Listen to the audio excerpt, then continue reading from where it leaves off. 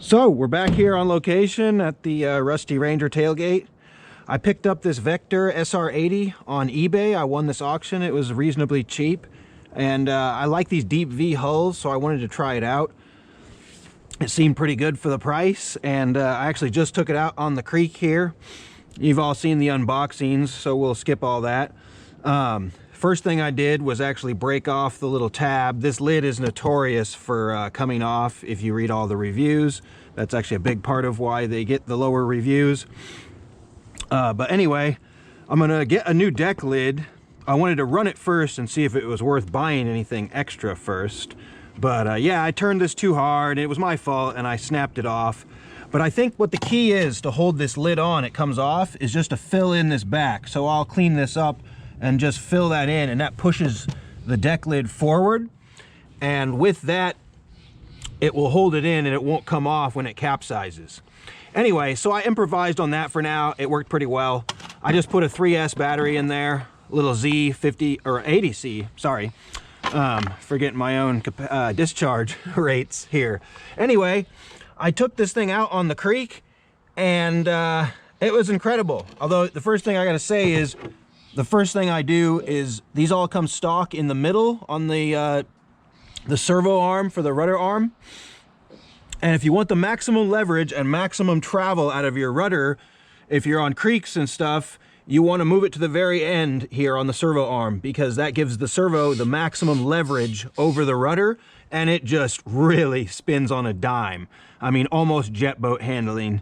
It's really nice. That's not ideal if you're doing high speed runs. You probably keep it on the milder, you know, rudder actuation, because you don't want to flip it over at high speed because it gets a little twitchy.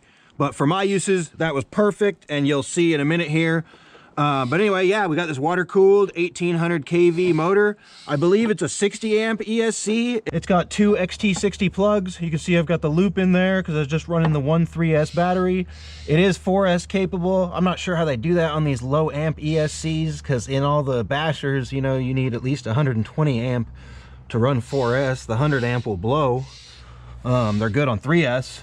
Anyway, I've heard a lot of complaints about the radio. The radio actually worked pretty well for me. Pretty reasonable. It could be better, but the range and the response was pretty good. Servo is actually pretty smooth. Back here you've got the plastic metal hybrid turning fins. It doesn't actually have trim tabs on it, which yeah, I may have to fiddle with the weight distribution inside and see how that works out. But so far it drove really well without those, and I was pretty happy with it. You know, plastic rudder, the water cooling worked excellent. We had a nice steady stream coming out of here, and yeah, let's check out the how it runs. Got the old Vector 80 here.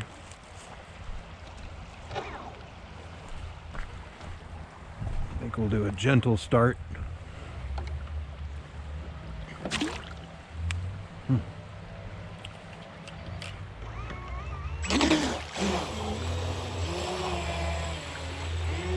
That rudder modification really helps on the creek.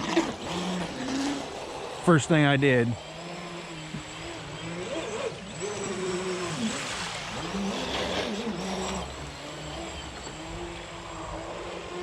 Left turn's pretty good. You can see the water cooling coming on out of there. This thing's driving nice. I'm stoked.